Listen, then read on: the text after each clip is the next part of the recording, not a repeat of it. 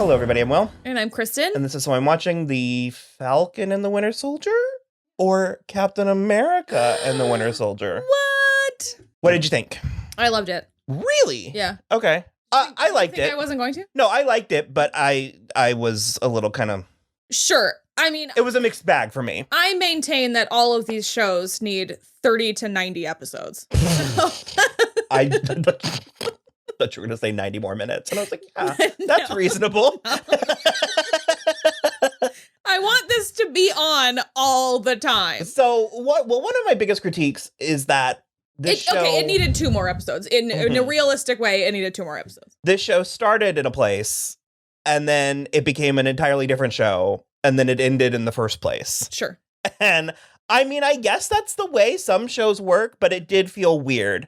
We started at one place, and then it became like the Flag Smasher show. I just never got there. I couldn't. Yeah, I can't. I won't. Same. And then it was like, once Carly got shot to death, blessedly, by Sharon Carter, it was just like this really emotional, sad moment for Sam. And I was like, It was like the fucking Pieta, but... Yeah, it was beautifully shot, but like, so, and then the thing is like, I also understand what Sam is trying to do, where he's like, we're all people, you have to like, you do this, whatever, but the senator was like, what are we supposed to do with these terrorists? And Sam was like, don't call them terrorists. And I was like, they're fucking terrorists. So when that conversation started, I was kind of like, oh boy. It ended in a better place, but it was very glossed over in a way that I don't know what I expected from Disney Plus's Marvel's Falcon and the Winter Soldier show.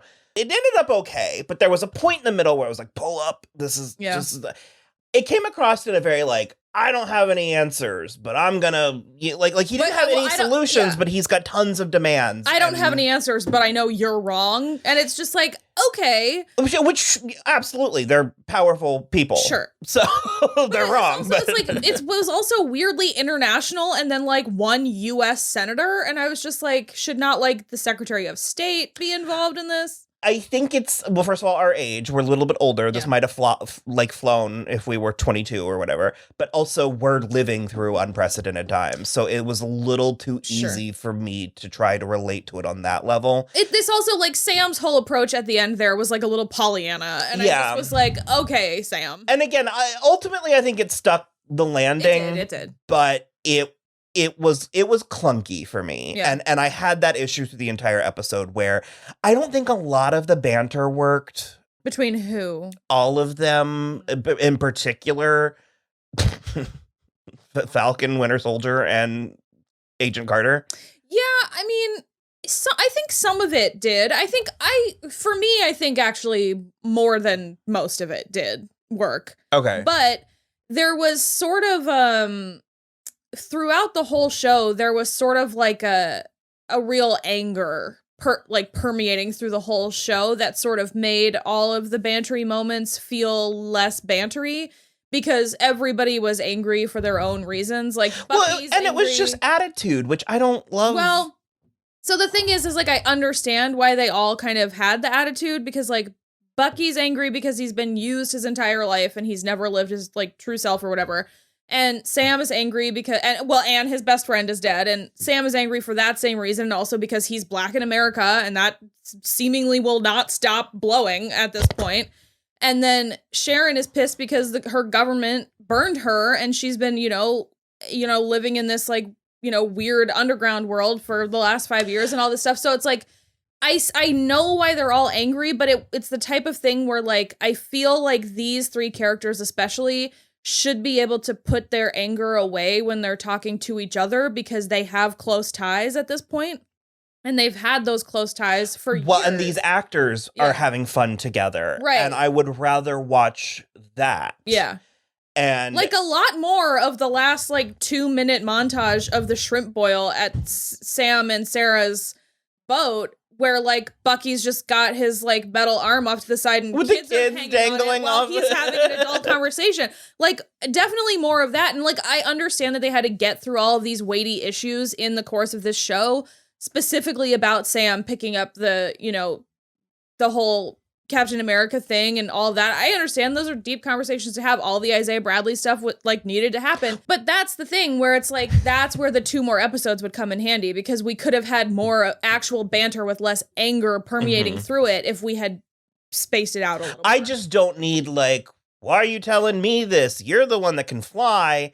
That's like movie 1 dialogue. Sure. Yeah. And yeah. That's where I was sort of, or like, I have a whole thing about Sharon, but it was like when they go through the metal detector and it beeps and she's like, oops. And it's like,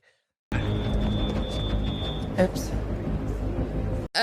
We didn't need, you're already being precocious. Well, and like, also, when she walked up behind Bucky with the mask, the Mission Impossible mask, and she was like, "Are you sure you're supposed to be here?" I was glad to bring that back because Black Widow's done it once and we've never gone back to it. But the thing that was then so annoying is that she had this mask on, presumably to keep her eyes away, like keep police eyes away from her, and then they don't even go to like a further away. Like, you can see the cops behind her, and she's like, "They're not looking for me." And I was like, then why did you even in the first place? Like, what the hell?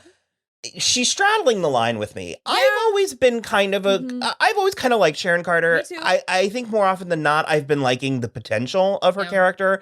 I think I like Emily, especially, you know, jumping around as we do at the very end, her like shit-eating grin walking out.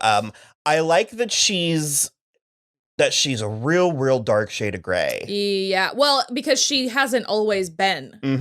All of these events have pushed her into that shade of gray, and that's what I really like, because and I think that's a valuable character to have going forward. 100%. And it shocked me at first, but then I was like, no, it makes sense. And like, that's the kind of thing where like going through the, you know, crucible she's gone through, seemingly since the last time we saw her, it makes sense for her to be this gray. I like it. Because she was and still is the power broker, which a lot of us kind of figured. I don't know that was necessarily, it was more a character reveal than it was a plot reveal. Because her scene with both Carly and Batroc was good, although she presumably killed Batroc. Yeah. And I liked having him out there somewhere. Maybe he crawled away too. And I thought she handled that well. They at no point sold me even remotely on Carly. No, definitely not. I just didn't care. Well, it's like I said, there were moments where I could have got there. Well, and the most I got there was when she was so angry at Sam for not fighting back with her. Yeah. And I was like, if that passion had seeped through anywhere else in the show. But it was so much of a like, we're doing the right thing. And I'm just like, are you? But even limper. Yeah. Like, you put too much, like... Too much mustard on it. Yeah, no. We're just supposed to believe that she's this charismatic force that is, like, inspiring people around the globe, and I did not get it. But they also deeply undercut that in this episode. And maybe it was like she went the, like, last step too far, but she was like, if worse comes to worse, we'll just kill the hostages. And then literally... burning people alive? Inside a metal truck? That's shocking. Yeah. I was like, Yeah. But then it was like all of the rest of her powerful people were like... One world. They like wouldn't answer. They wouldn't answer back the like chant or whatever. And she just was like, one world. And they were like, okay, one people. And I just was like, letting human beings burn alive in a truck is like not the way to get where you're going. Well, especially because... also, if you're trying to be like a like gross genocidal mastermind, you have to work up to that. Like, well, I was gonna say, especially because one of them, MVP of the episode, as far as I'm concerned, Ayla, the senator slash former Air Force, I don't know, some kind of military. She could fly a helicopter. She was amazing. I want her in the MCU. Yeah. I loved her. I don't know what it was. I was like, yes. Well, she took fucking charge, and she did what needed to be done, and she didn't ruin it by like gasping or crying. It also it filled in some really necessary blanks because we're very used to thinking of politicians as either empty or worse, evil. Yeah. And so I think that, because I mean, plenty of people work their way through careers. And I mean, a lot of politicians are former military members and stuff. And it really did a job of humanizing them and giving them a literal name and face in a way that they started off as just like bureaucracy embodied. Sure. So I thought that was really brilliant. She also just her like take charge, just like matter of fact, like, hey, this is what I've got to do. And like Sam was just giving her directions and she couldn't say yes or no. And it just. Well, because it reminded me of Winter Soldier is my favorite MCU movie. And the face mask scene, the first time that happens, you think it's just that woman. Yeah.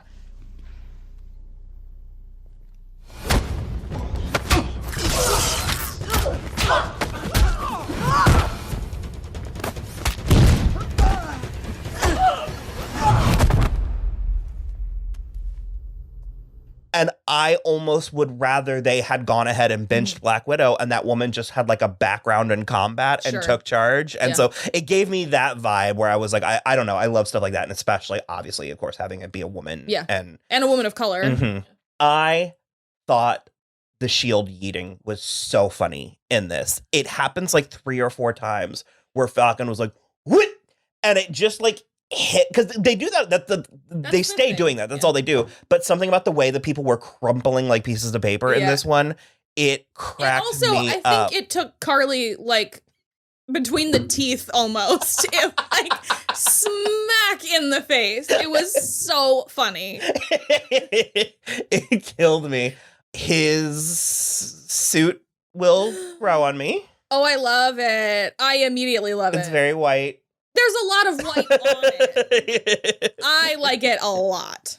I really like the wings and how he was like utilizing them. He did like a phalanx at one point. He did the shield again, and a helicopter was like, boom! Yeah.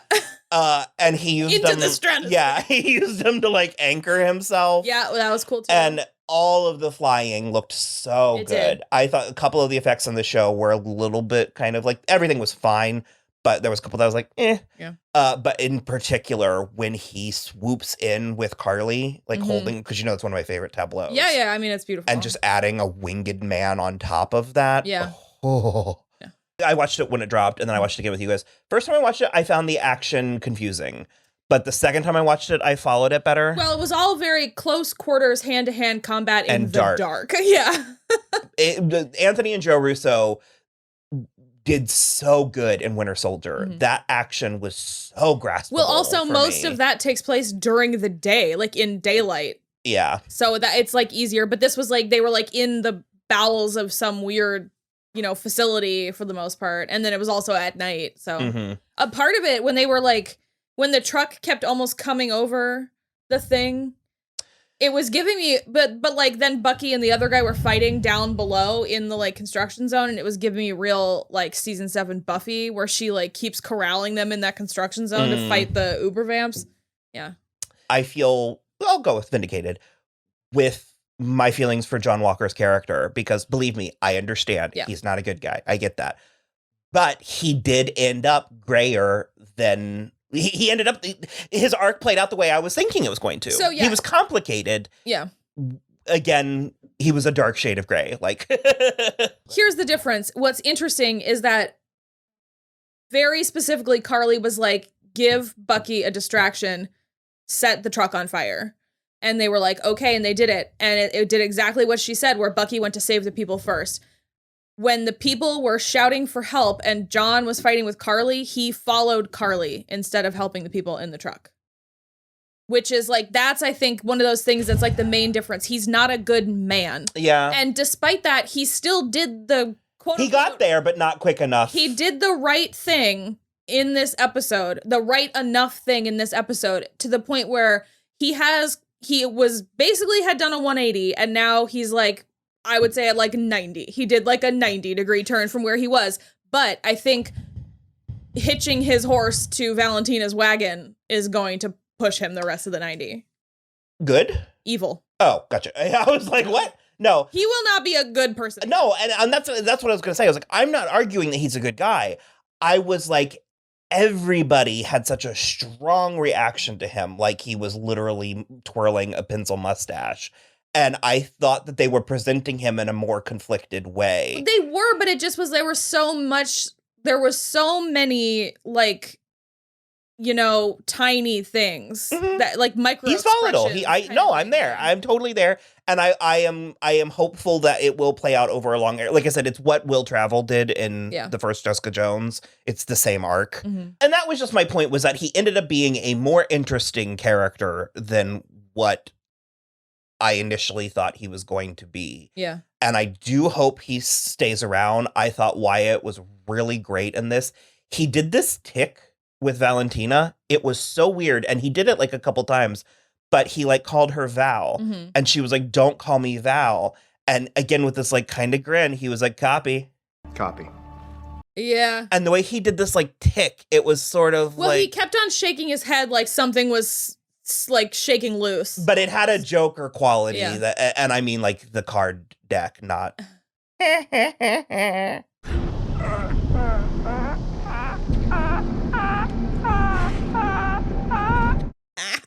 Yeah. I can't even. Not Jared Leto. No. But I'm saying it had this like, it really pinged me.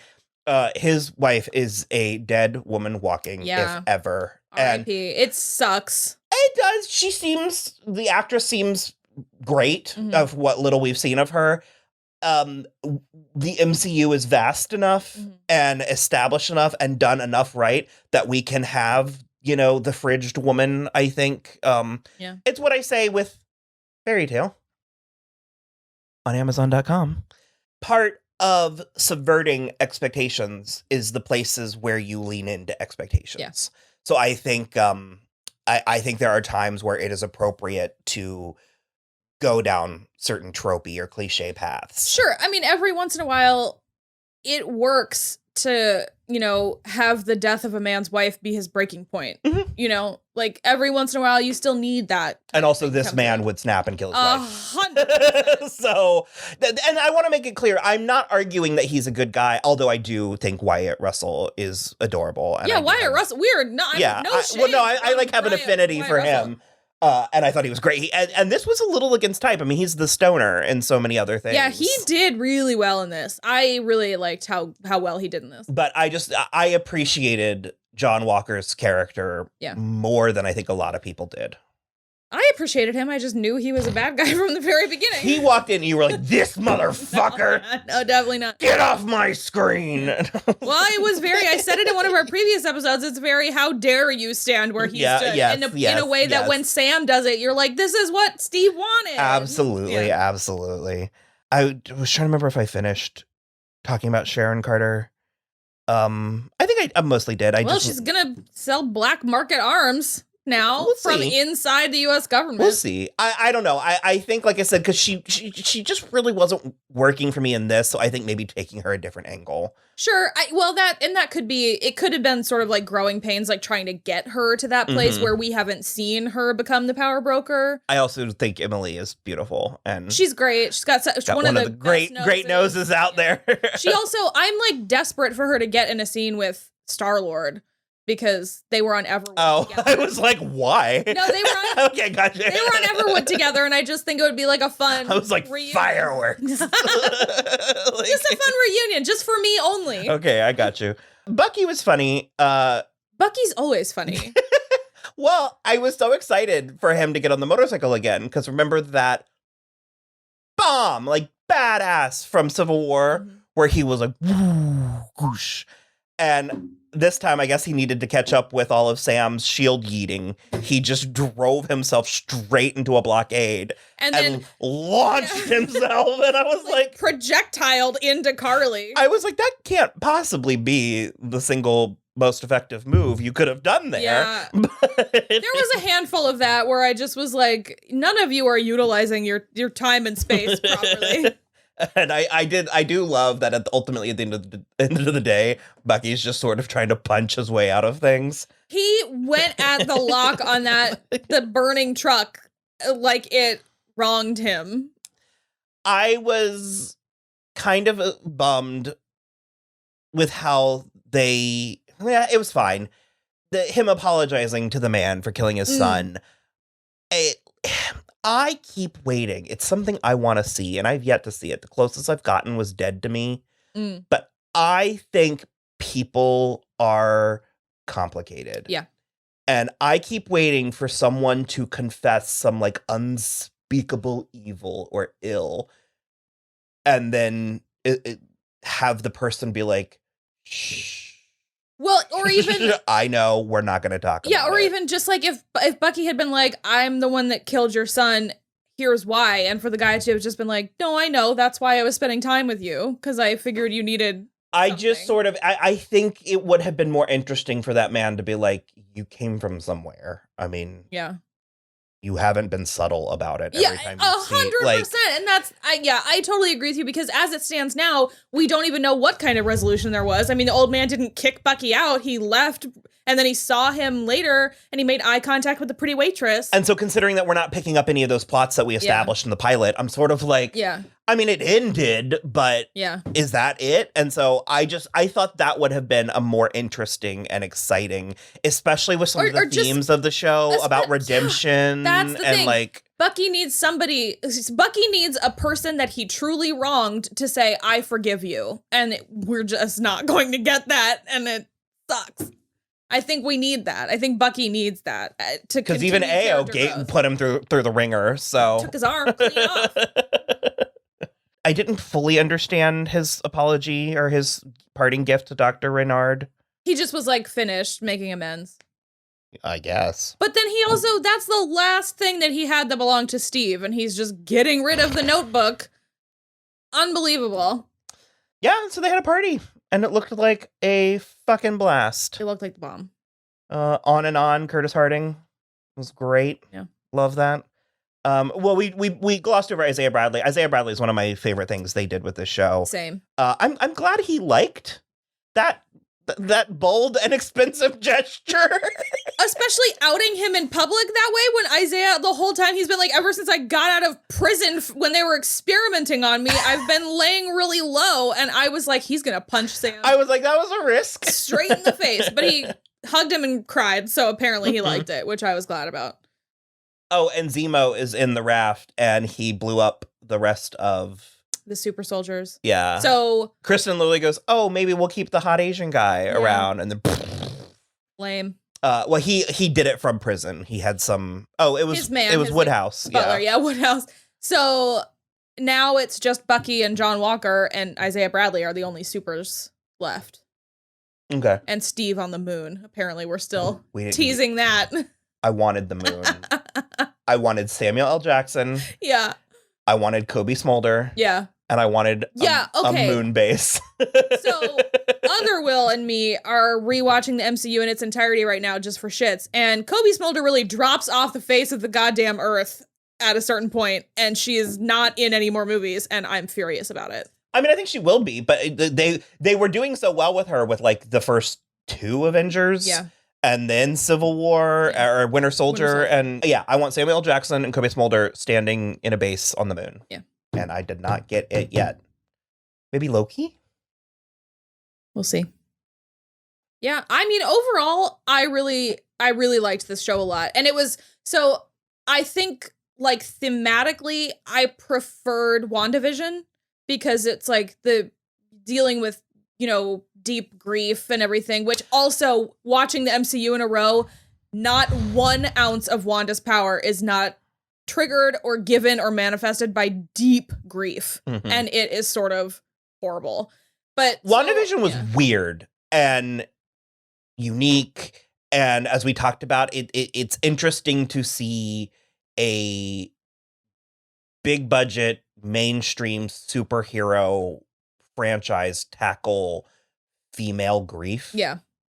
100%. It's just like, we're not like this again. Yeah. So I do think Falcon and Winter Soldier was more straightforward, and so it was for all the people who didn't like WandaVision. It did get to the point a lot faster, but then there were moments where I was like, well, I don't like that point. Mm-hmm. So it was people think anytime that I have something critical to say, it means I didn't like it. No. And I was like, it was a B. You know, I would give it an A just because I'm sort of starved and like obsessed for this content now. And so it's like, I just really want it. And so whatever you're giving me, I'm gonna love it, even if I have issues with it. But overall, it is mostly the type of stuff that we've been asking for, which is like, give us the moments in between these big moments. I want to see the shrimp boil. I want to see. But I want to believe we'll come back. I want to, and that's the thing is, I mean, they've only announced a handful of these. They have not announced more because the world came to a standstill for a year at plus. Yeah,